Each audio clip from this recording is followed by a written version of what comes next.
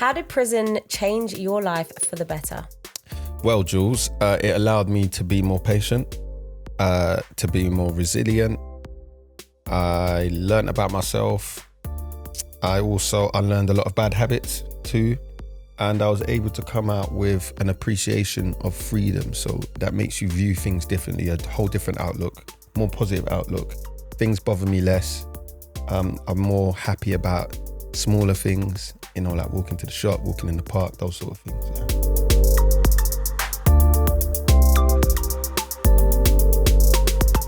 Yeah. And welcome back to Life After Prison with Zach and Jules.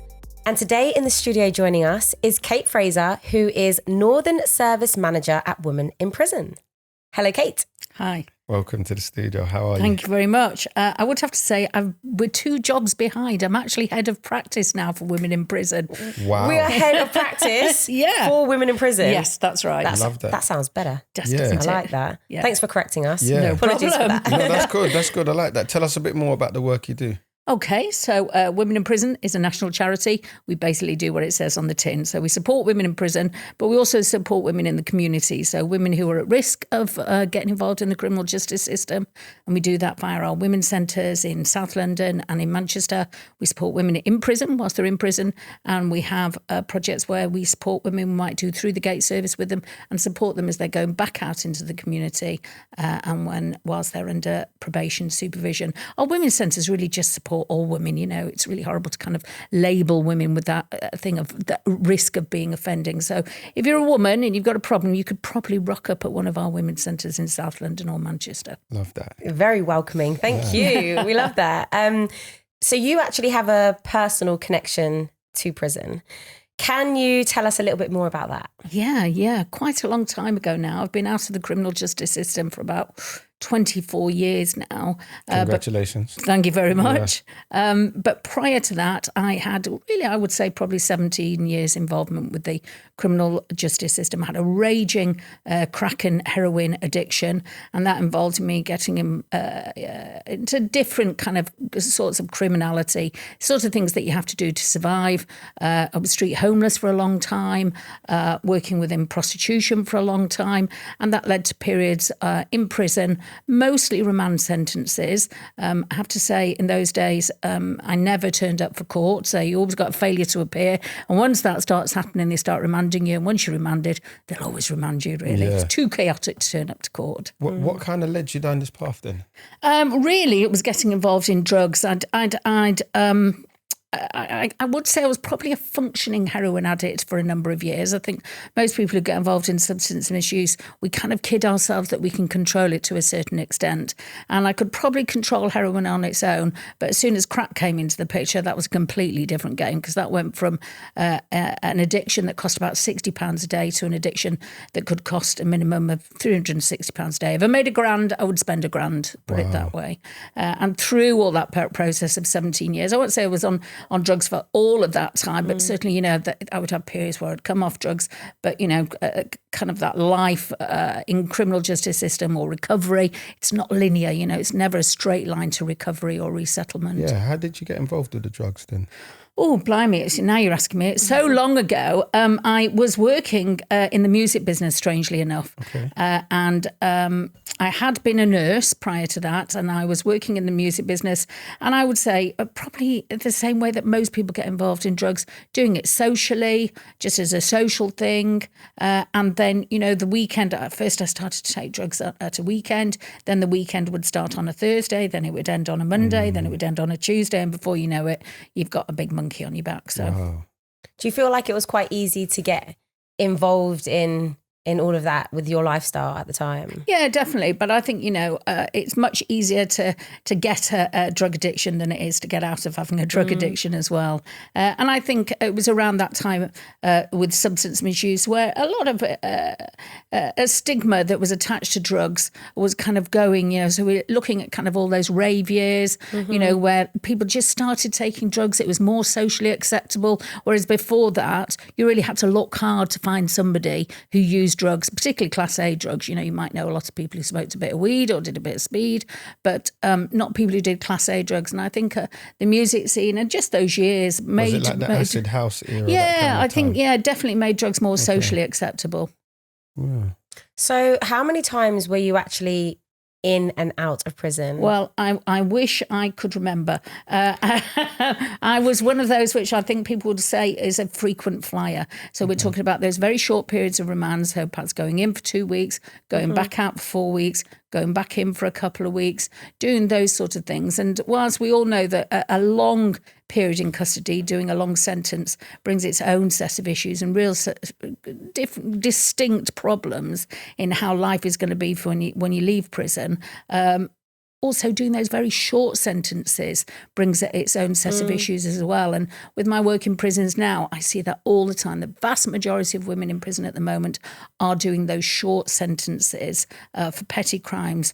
Those frequent flyers, revolving doors, all these lovely terms that we apply that make it sound quite nice, but actually can be really, really damaging. Remand is a huge issue for women. Yeah, remand's not easy. It's, big issue for men as well, but for women in particular, you stand to lose your children. Around about, I think, 18,000 kids a year are separated from mum because of imprisonment, trying to get your children back if you've lost that accommodation, that family home.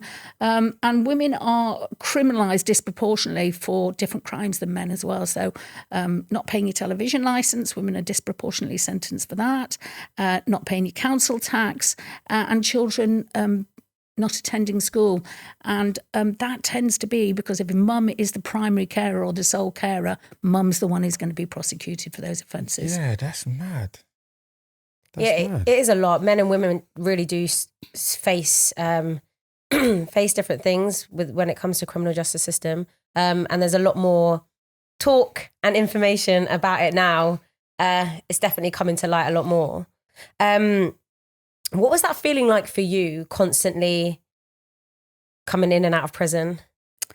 I think, and unfortunately, I don't think it's really changed. It was 24 years ago that I was last in prison. And in fact, my own organisation was started by a woman called Chris Tchaikovsky. We're celebrating women in prison and celebrating their 40th anniversary this year. Congratulations. And well, it's a double-edged sword, isn't it? Because Chris was talking about all these things around the issues impacting women in the criminal justice system.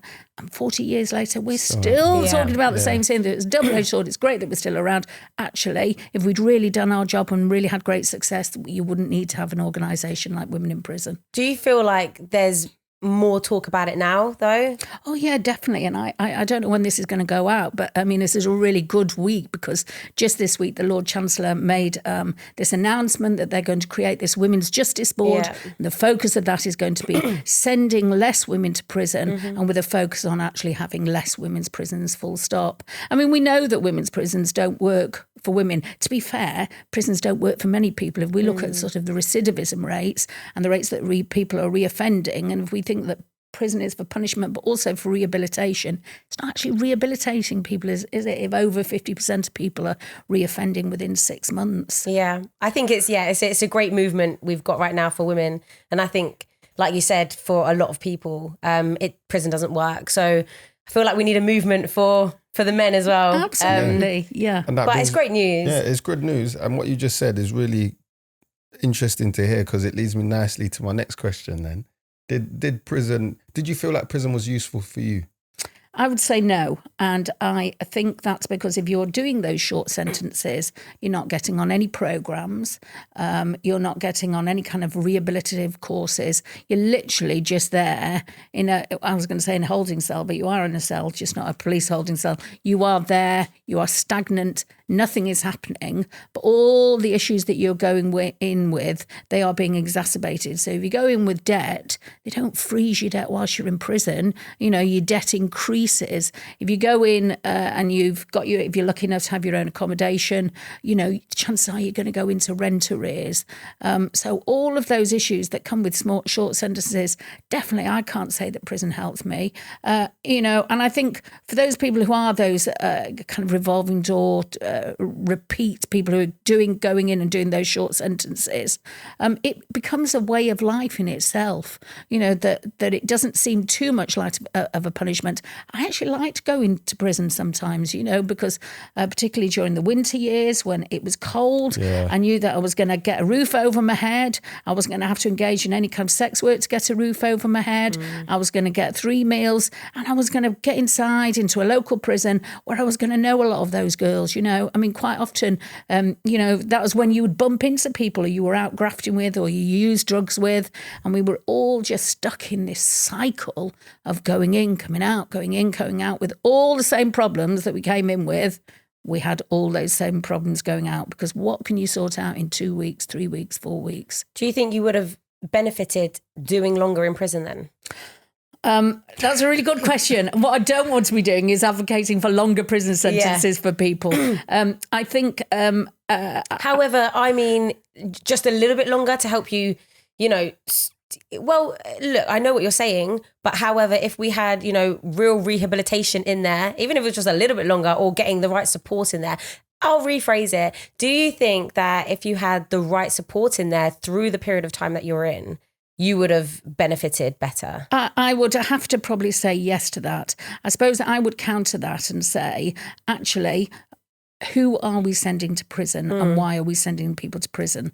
If we are sending people to prison to punish them, but also for some rehabilitation, and there is no rehabilitation, no short sentences, then shouldn't we be giving those people community sentences? If they don't pose a risk to the community, and we know that lots of women are serving sentences for those petty crimes, then actually community sentences where people aren't going to lose their house, not going to lose their kids, they're not going to lose their jobs, they're not going to develop, severe and enduring mental health issues.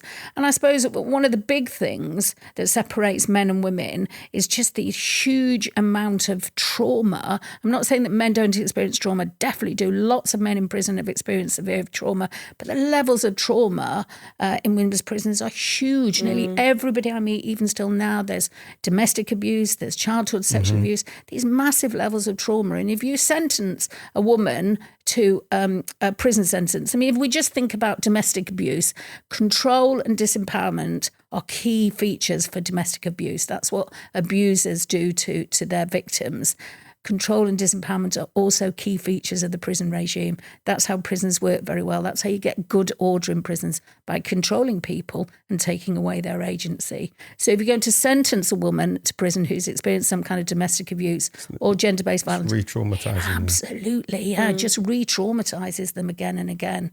We used to do a lot of work, still do now, with different prison governors, and we did a big piece of work with the governor. He's retired now. His name was Clive Chatterton. He was the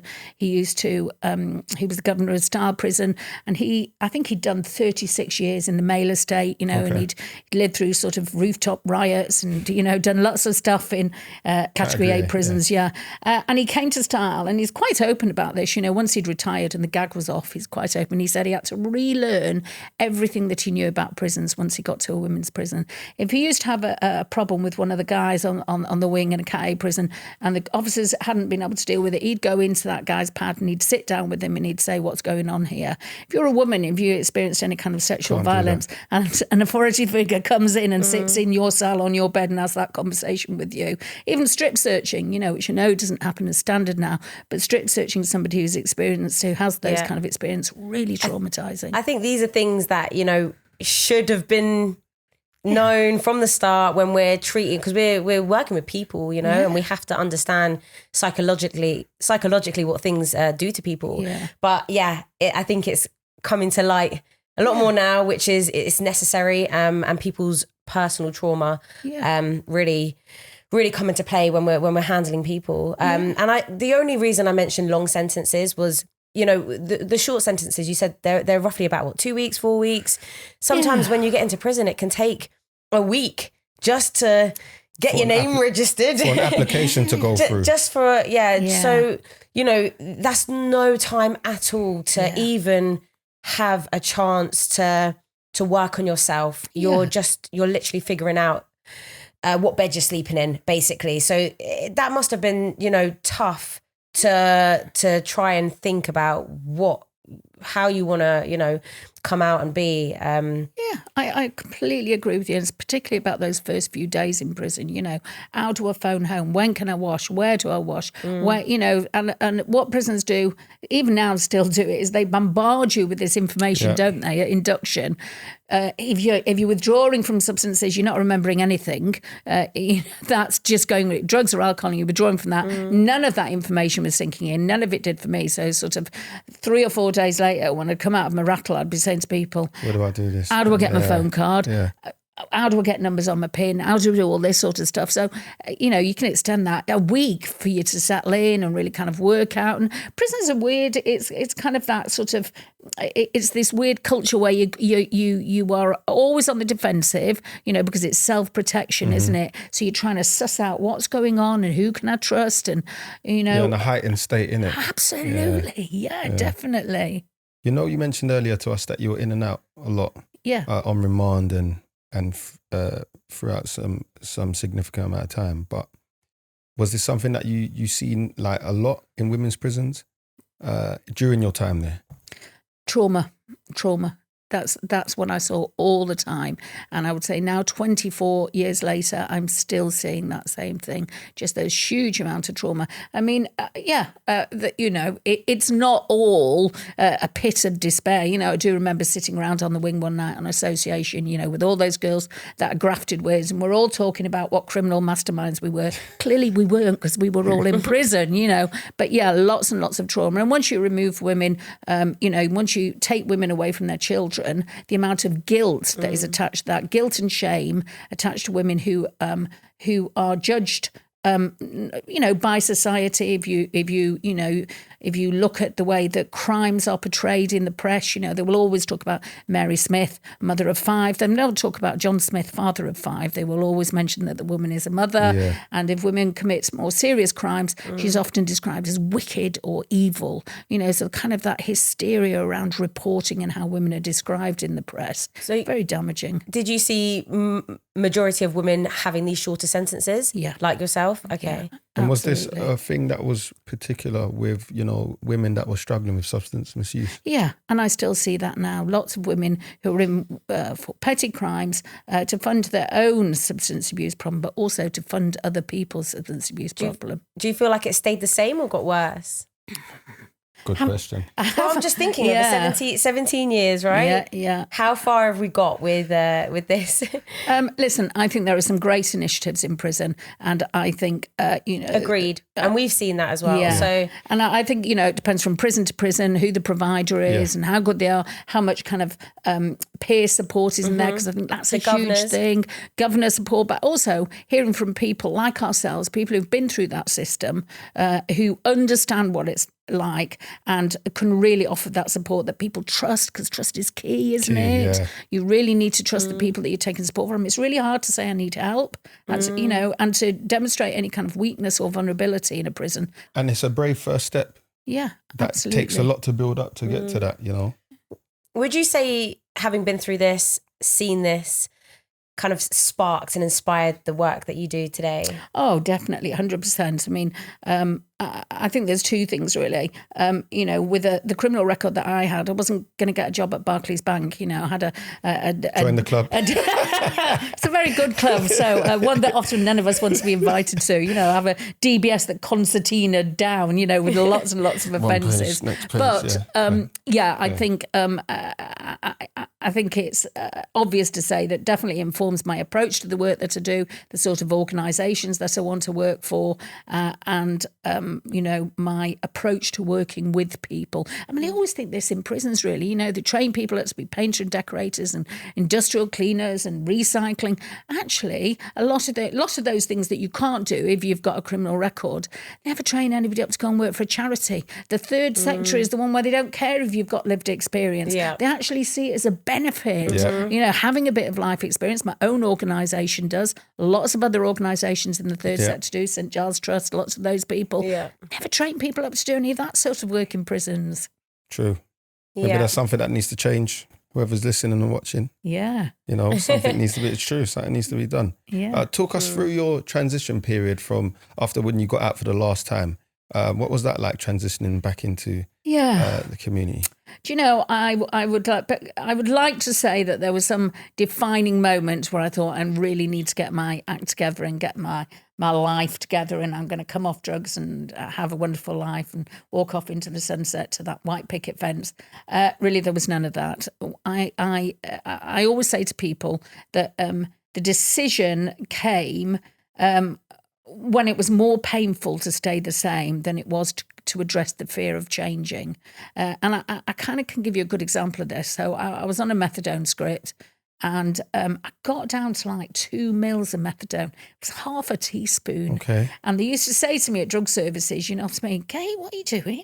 You're not even going to rattle off that. It's 2 mils. Come off it.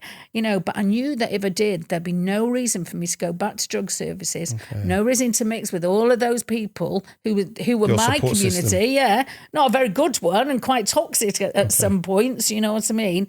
But I would have no reason, and then I would really have to find a different path. So I hung on to that for a long time. And really it got to the point where just staying the same and doing the same things and watching younger people come through, you know, they talk about, policemen look so young these days. You know what I mean? Just like everybody else, I remember sitting around taking drugs and everybody was like 20 years younger than me. And I thought, my God, I just don't want to be doing this. It was too miserable. So I had to face that fear of actually changing and wanting to go and do something else. And I did it by going to work for a very well-known supermarket. And it was great because what happened was I was able to sort of reinvent myself. I didn't have to come with all that history. I didn't have to kind of tell anybody what I'd done. And it was in a place in Greater Manchester where these, you know, there were a lot of kind of elderly women that had been working in this supermarket chain for years. And, you know, they all used to moan about, it's not like the old days when the chiropody dish used to come on a Friday and things like that. Yeah. But it was a really nice, safe place to work. What it did teach me very quickly was that I never wanted to work in retail ever again, really. And that actually I wanted to give back, which you know, I know from listening to the podcast, lots of people want to do that, to be able to give back. So I did a bit of volunteering, went to volunteer with young people. Again, within sort of 40 minutes, I realised I never wanted to work with young people. Didn't have the skills for it. I'm not the mum, so can't mug them. Easy. I'm not down with the kids, so I'm not going to do all that language. I didn't know what peng meant, so clearly I wasn't going to be doing any work with kids. It's all changed now. It still changes now. Yeah. I have no idea anyway. When you said you clung on to that feeling, how long were you clinging on to that feeling of, you know, I can't do this anymore. This is how maybe I can make a change, or how long did that go on for? You mean from really getting clean of drugs? You mean sort of hanging on to the like when I was hanging on to the script? Yes. Oh God, that went on for a good 2.5 years. I really think, you know. So what you I mean? were kind of deciding to make a change for about 2.5 years? Yeah, absolutely. I wanted to change. I didn't know how to change. I was scared to ask for help because, you know, on the streets and in prison, you know, displaying kindness, people would take your kindness as a weakness, you know, that phrase that we all hear. Yeah. And I knew that there was some protection in this counterculture, whatever you want to call it, this community. So I knew I wanted to change, but I didn't know how to do it. And also, if I'm really honest, I didn't think I could do it. You know, a life of criminality kind of de-skills you in lots of areas, which is a shame, really. I meet lots of people who, you know, the effort that they put into maintaining a full-time, you know, drug addiction, they could be CEOs of their own organisation. So they have all these great skills.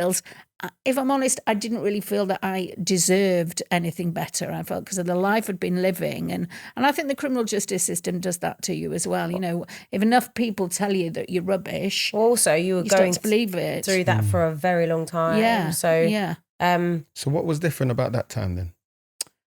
You know, for me, I think it was work. I got that job with Supermarket. That supermarket chain. And it was that, just being able to kind of not bring any of that baggage with me and to be able to do a job and have people to say to me, well done, that was really good. To have people respecting me and for me to start to feel good about myself. You know, being an addict, being involved in sex work, it doesn't make you feel good about yourself. So I think actually just getting that job made me realise I can do this. I do have some worth. I don't want to work for this well-known supermarket chain, but I do want to give back. And eventually I went to work for a social housing organisation that was really good, that kind of supported me. Again, they encouraged people with lived experience to work there. So there was a kind of a support group in place, and really taught me a lot about what was needed in that world, and also about my worth, and was lucky enough then to stay with them, grow with them, and went on to Women in Prison about 15 years ago. Beautiful.